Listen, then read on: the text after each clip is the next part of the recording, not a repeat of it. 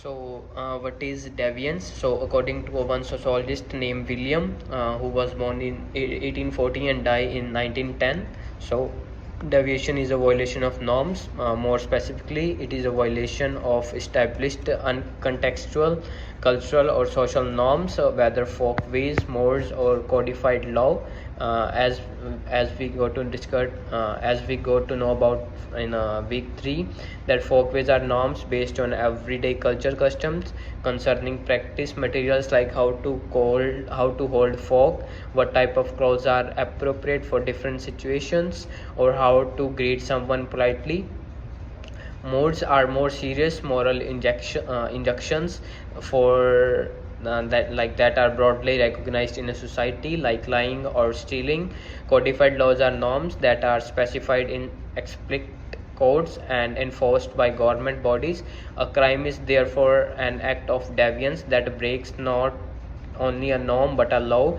Deviance can be a minor, as picking one's noise in public, or as a major, as committing murder. So the most serious acts of deviance are consent crimes, about which there is a near unanimous public agreement. Acts like murder and sexual assault are generally regarded as a morally intolerable and injurious and subject to harsh penalties. So the conflict crimes are acts like prostitution or eating psychedelic mushrooms, which may be illegal, but about which there is a considerable public disargument concerning their seriousness. So social deviations are acts like about abusing serving staff or behaviors arising from mental illness or addiction, which are not illegal in themselves but are widely regarded as a serious or a harmful. People agree that these behaviors call for institutional intervention. Finally, there are social diversions like riding skateboards on sidewalks, overly overly tight leggings, or facial piercings that violates forms in a prov- uh, prov- uh, provocative way, but are generally regarded as distasteful or for some cool but harmless. So what is deviant behavior?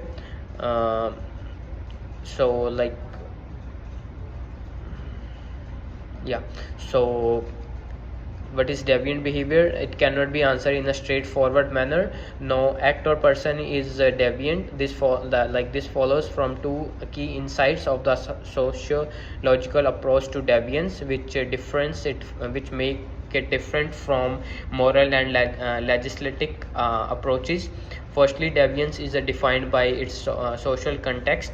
This means that where norms are different locally, cross culturally, or historically, what constitutes what cons what constitutes deviance also are also different. So as I discussed later in this chapter, it is a central tenet of symbolic interactionalist labeling theory that individuals become criminalized through contact with the criminal justice system. This statement is given by Baker, who was born in 1963. The well-known problem of using imprisonment itself modifies individual behavior to make individuals more criminal. If the insight of the sociological research into the social characteristics of these who have been arrested or processed by the criminal justice system, variables such as gender, age, race, and class is added to this, it is evident that social variables and power structures are key to understand who chooses a criminal career path. So here I will talk about a social control and regulation, and social control as a sanction. So when a person violates a social norm, what happens? A driver caught speeding can receive a speeding ticket. A student who texts in a class gets a warning from a professor, and an adult bleaching loudly is avoided. All society practices are called social control, the regulation and the enforcement of norms. So social control can be defined broadly as an organized action intended to change or correct people's behavior. The underlying goal of social control is to maintain social order, the ongoing predictable arrangement of practices and behaviors on which society's members base their daily lives. So think of a social order as an employee handbook and social control as a incentives and disincentives are used to encourage and or oblige employees to follow those rules. So when a worker violates a workplace guideline, the manager steps in to enforce the rules. So one means of enforcing rules are through sanctions. Sanctions can be positive as well as negative. Positive sanctions are reward given for conforming to norms. A promotion at work is a positive sanction for working hard. Negative sanctions are punishments for violating norms. Being arrested is a punishment for being arrested is a punishment for shoplifting. Both type of sanctions play a role in a social control. So sociologists also classify sanctions as formal or informal. Although shoplifting, a form of social deviance, may be illegal, there are no laws detecting the proper way to scratch one's noise. That doesn't mean picking one's noise in public will not be punished. Instead, no speakers will encounter informal sections. So the informal sections emerge in face-to-face social interactions. For example, wearing flip-flops to an opera or swearing loudly in church may draw disapproving looks or even verbal reprimands, whereas behaviors that is seen as a positive, such as helping an old man carry grocery bags across the street, may receive positive informal reactions such as a smile or a pat on the back. So formal sanctions, on the other hand, are ways to officially recognize and enforce norm violations.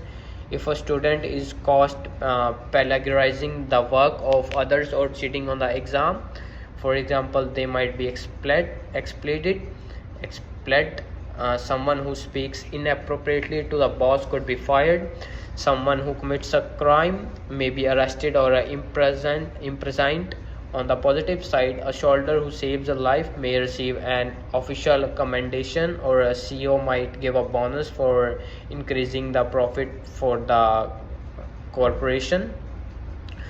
So panel social control functions by prohibiting certain social behaviors and responding to violations with punishment. Compensatory social control obliges an offender to pay a victim to compensate a harm committed. Therapeutic social control involves the use of therapy to return individuals to a normal state. Conciliatory social control aims to reconcile the parties of a dispute and mutually restore harmony to social relationship that has been damaged. So the government refers to strategies by which one seeks to direct or guide to the conduct of one of another's. So now I will talk about the crime and law.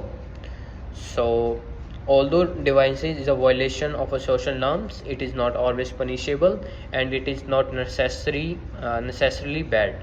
So crime, on the other hand, it is a behavior that violates official law and is punishable through formal sanctions.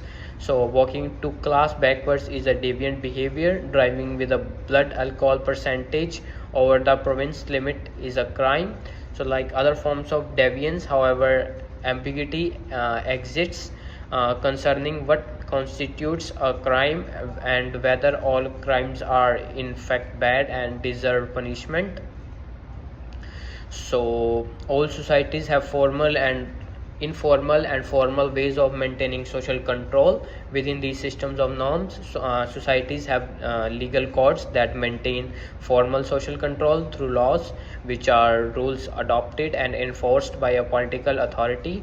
So those who violate these rules incur negative formal sanctions in the form of fines, jail, or court order retribution. So So there was a one guy who examined the difference between census crimes like murder and sexual assault, about which there is a near unanimous public agreement, and conflict crimes. So violent crimes are also known as a crimes against a person, are based on the use of force or threat of force, like rape, murder, armed robbery fall under this category. So non-violent crimes involve the destruction of theft of property, but do not force or the threat but do not use force or the threat of force. So because of this, they are also sometimes called property crimes. So there are other crimes like street crimes, corporate crimes, victimless crimes. So this was all thing, professor, which I have grabbed from the week 8. So the main thing which I have grabbed from week 8 is deviance and social control, theoretical perspectives on crime and deviance, and I have explained feminist theory, unique contribution to understand the gendered nature of crime and deviance. I have also talked about the falling rate of crime in Canada, public policy debates on crime. So this was all the thing which I have grabbed from week 8. My name is Vikram Sharma and my student ID is 2326762. Thank you, professor.